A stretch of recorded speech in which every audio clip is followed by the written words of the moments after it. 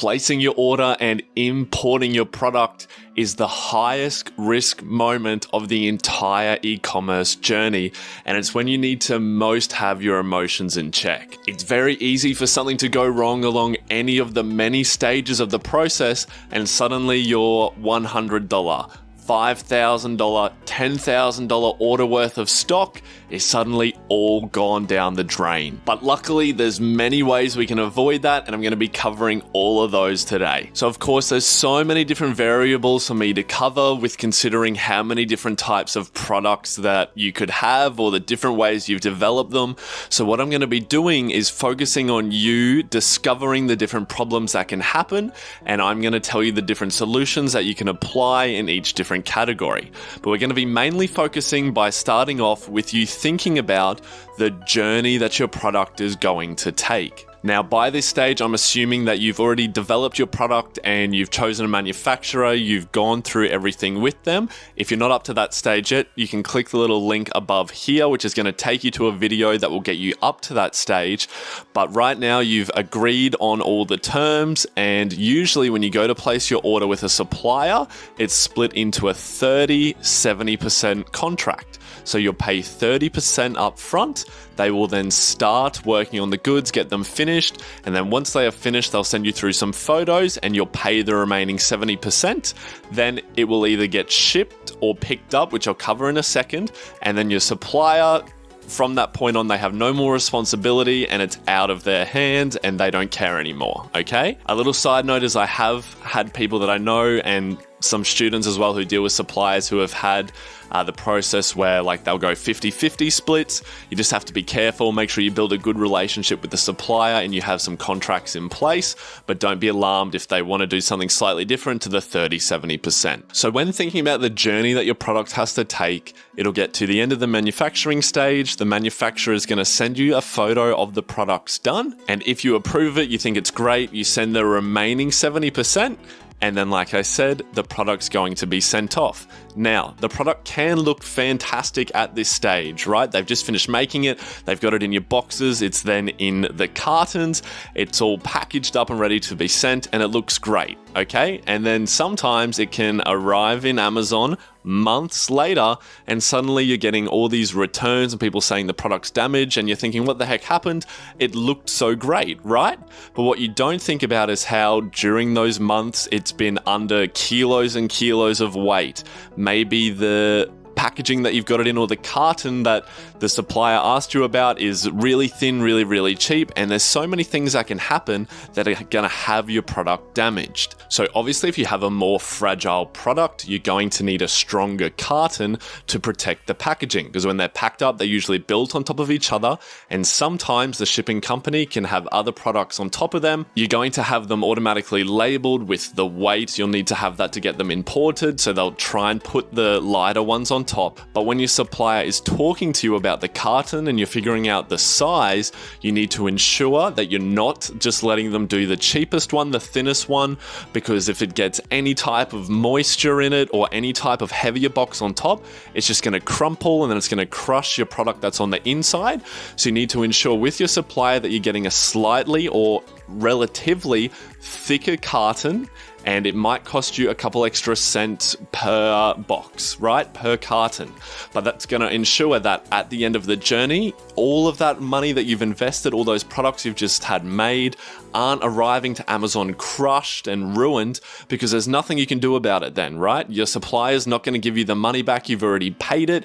In their mind, it's out of their hands and it was then your responsibility. So it's that couple of extra cents that's going to save you thousands of dollars down the track. And based on the same principle is going to be your pallets.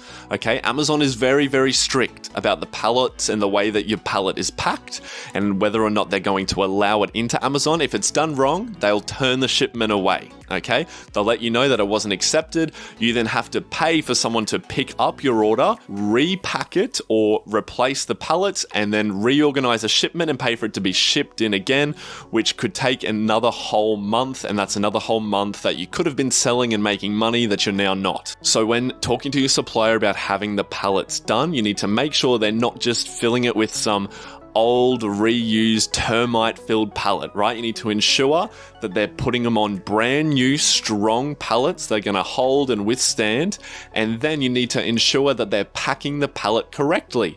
A lot of suppliers are used to shipping into Amazon, but there's plenty out there that aren't, or they just say that they are and then they don't do it correct. So I'm going to link a video below that is for the Amazon University. These are videos that Amazon put out, and there's one specifically for how the pallets need to be done. So all you need to do is, one, you should watch it first, and then two is take that link, send it to your supplier and say, hey, we need the pallets done like this. Can you please send me photos before the product is shipped? So then you know that it's on your end, you've taken responsibility. And if there is then an issue with the pallets done, you can flip it back on your supplier and say, hey, we agreed, you sent photos, you said it was done correctly. You're going to have to give me some form of compensation and cover this cost that we're now having to have it redone. And then the other major factor that's bound to go wrong sometimes is the actual quality of your product. So sometimes your suppliers can be a little bit sleazy, okay? Especially when you're starting off and you think you've built a good relationship with them, but there's a lot of people in China, right? So you can't trust everyone. And in fact, there's only a handful that you can trust. And a lot of the time they're out to take advantage of the first time sellers and to just make money. So you place an order, it'll go through, they'll send you a photo of what you think is your product. And even if you ask for 1, 2, or 3 different products, they look great, but then they've done that on purpose, and the rest of your products they've gone and saved money on, and they're much lower quality. So then they get to the end customer and they're like, hey, this is broken, this doesn't work like it was meant to, and they're just going to return it straight away. And if you find that you've got a 15% return rate, like straight away, right then, that's your Amazon account suspended, and it's super hard to get it back, and it's super hard to then get on Amazon's good side, which is going to reduce your sales permanently. So the way you can fix this is with a quality assurance company, which is a complete third party. Now, you never ever let your supplier organize this, okay? Because they'll be like, hey, we'll organize someone to come in and quality check it, and it's actually just his uncle's son or something who's coming in and takes some photos and says, yeah, should be right, and does the exact same thing that the supplier was going to do, right? And they're still going to rip you off. So you have to hire a third party who are professionals in this area. They're going to come in, they're going to take lots of photos, do temperature checks, stress tests. They'll check your packaging and make sure everything's done right then. They're then going to send you a full report breakdown with photos, okay? And usually when you get these reports back, there is going to be ones that didn't pass. There's always going to be some amount of errors. It's up to you what percentage of errors you want to accept. So maybe you order 500 and 10 or 15 of them didn't pass, right? You can just have those ones removed and ship the rest within your contract with the supplier. Usually in the fine print, it's going to be that there's like a 5% chance that some will come out broken and you still have had to pay for them. That's just how it goes a lot of the time. It's impossible to have a 100% success rate. But you hire this company, they're going to come in and make sure your supplier isn't doing you dirty, so you have complete peace of mind.